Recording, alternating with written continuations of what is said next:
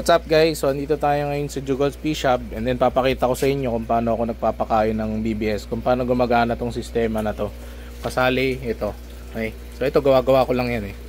Yan. Pero ito, yan. So start tayo dito sa BBS. So merong alam ko na kung anong oras matatapos mag-hatch tong mga to. So 24 hours to 26 hours. O kaya minsan more than 26 hours kasi minsan malamig yung panahon, lalo na ngayon December. December hanggang January hanggang February siguro. So dinadagdagan ko yung hatching time nila. Ito mga 2 to 3 grams, 1 to 2 grams ng BBS shell na unhatched BBS. Then hinatch natin. Then meron ako ditong lalagyan ng mga nahatch ko kahapon. Okay. O kaya yung mga nahatch ko kasi ngayon ang pinapakain ko na lang ng BBS yung mga fry. Yung mga adult chubby nang kinakain nila. Yan. So kapag nakapag-hatch na tayo, meron ako ditong mga BBS net. Dito nilalagay ko lang yung salted water. Pero medyo ginagaanan ko na yung concentration ng salt water dito kapag nandito na sila. So kukuha ko ng kalahati doon, then dadagdagan ko ng tap water. Yan, para mabuhay sila dito. Yan. So ito, papakain ko lang sa fry natin. Yan, ganun lang. Konti-konti lang. Para hindi sila mamatayan sa sahig. Ayan, katulad nito, dito medyo maliliit pa yung red balloon platy. Tsaka ginamit ko kasi itong tank na to kahapon pang video. So doon sa content natin, daming BBS nun. Nasayang. Gamit ko dyan BBS net. Ayan, then sakto kasi to dito. Ayan o. Kasya siya dito. Para kapag kumuha ko, ayan, may nakuha akong BBS. Ayan. Tapos babanlawan lagi kasi minsan may ilang BBS dyan. Lamang tiyan din niya ng isda. Ayan. So ayan. Kapag ito, meron na ako dito na ready na BBS, tatanggalin ko lang yung airstone and then lilipat ko. Yan, yung BBS setup ko, binili ko lang sa Shopee ito ng hiwalay, hindi ito yung BBS hatchery talaga. Binili ko lang to, yung dispenser ng 1.5 na soft drinks, tapos nilagay ko dyan. Okay, ganun lang yan. Tapos, kukuha ko ng lalagyan. Paborito kong lalagyan ito. Yan, ito. Kasi mababa siya. Kasya siya dito. Nalusot na siya dito sa ilalim. Yan. Tapos, syempre, kuha tayo ng BBS net. Ito yung BBS net. Talagay mo lang ganyan. Yan.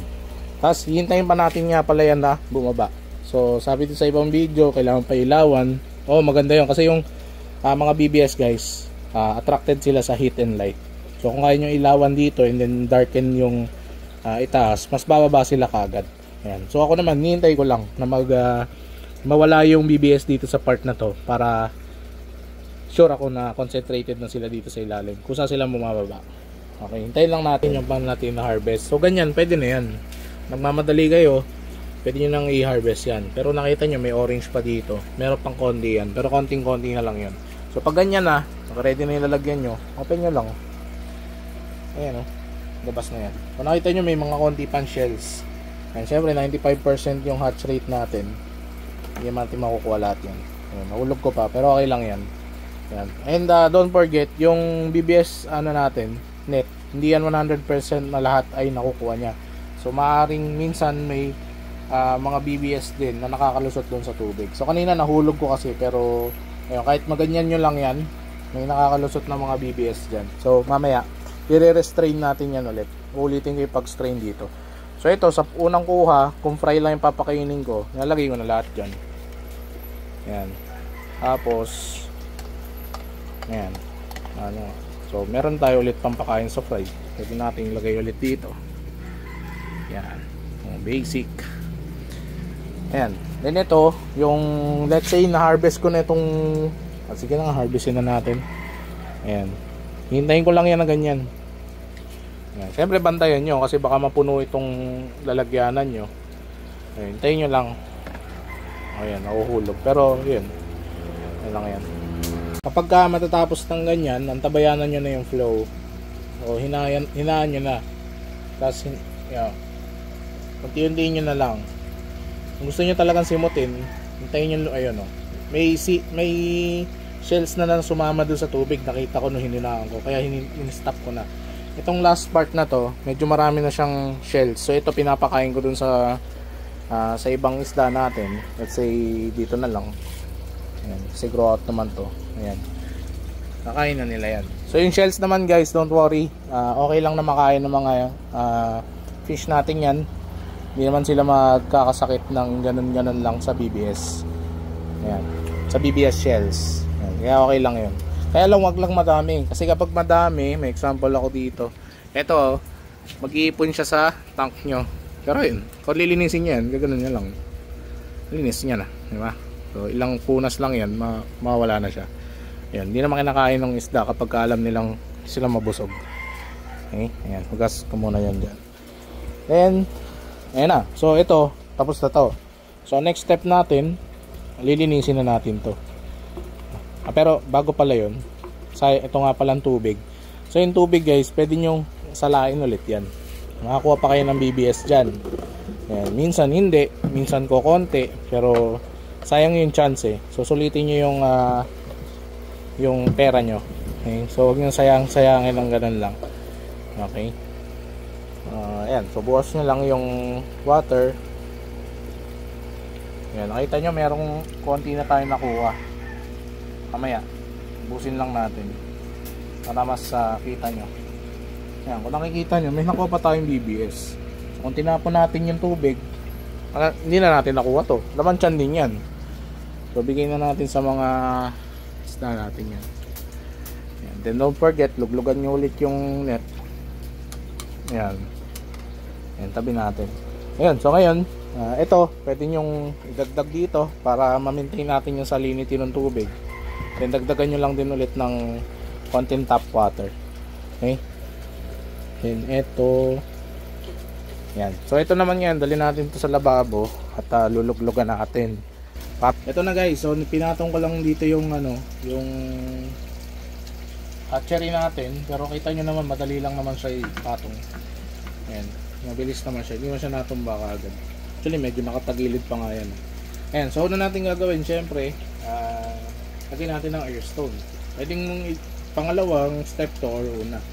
Then of course lagyan natin asin. Sa kutsara lang na asin sa 1 liter. Actually itong lalagyanan ko na to 2 liters 2 liters to na coke pinutol. So medyo dinadagdagan ko siya ng konti lang na asin. Ayan, just to be sure lang. Ayan. Tapos dito naman, dito ko tinatago yung BBS natin. Ayan. Ito, paubos na tayo dito sa isa kong stock. Ayan. Kasi ayan, paubos na tayo. So 2 buwan ko lang ginamit yan. Ayan. So kuha lang tayo ng kapraso. Ayan. Hindi ko sure kung ano yung timbang nito eh. Kasi itong scoop ko na to 5 grams to dapat eh. Nabili ko lang din sa Shopee. Ayan. Walang tayo. Hindi ko na pinupuno kasi masyadong madami yung puno niyan. Ayan, ganyan lang, tansya lang. Natansya ko lang. Talagay ko na yun dyan. Ayan. Ayan. Kasi hintayin ko na lang yan. Huwag nyo hahaluin guys, kasi didikit lang yung BBS doon sa ipangahalo nyo. Mamaya maya lulubog na rin yan lahat na yan pagka na-soak na yung eggs. Okay? So wag niyo haluin kasi didikit lang. Ito sample haluin ko nung net. Ay nung air hose. Ayan, didikit lang yan doon sa air hose. So wag niyo haluin, guys. Ayan. Ayan no, wag niyo haluin yung taas. Mamaya yan maglalalim na yan. Okay? Ayan. So hintayin na lang natin. Yun yung preparation ko ng BBS. Then ngayon ay depende sa oras na hinihanda ko siya. Let's say kuwari sa umaga. Ang 24 hours niyan, bukas ng umaga. So ginagawa ko, dinadagdagan ko ng 2 to 4 hours ngayon kasi malamig. For example, ito yung number 1 ko na ito siya yung BBS number 1 ko. Tatlo yung hatchery ko, ito yung number 1 yung ginawa natin ngayon. Gagawin ko dyan, instead na morning ko siya i-hatch, ay imamarkahan na for harvest na, noon ko na siya 12 noon ko na siya harvestin. And then kung anong oras siya ay ito naman date. Kasi minsan meron na ako advance na hatch kasi tatlo yan, di ba? So ideally dalawa lang yung gusto ko sa isang araw. Kaya minsan yung isa iba talaga. So ito mamayang gabi to, evening ng 7. Ayun, ganun yan. So ganun ko nung mini-maintain yung listahan ko kaya tayo may ganyan. Tapos ito naman nasa taas. Ito na may mga fry ko, ilang weeks na sila. So yung kanina, di ba yung sinabi ko sa inyo kung ilang weeks na siya.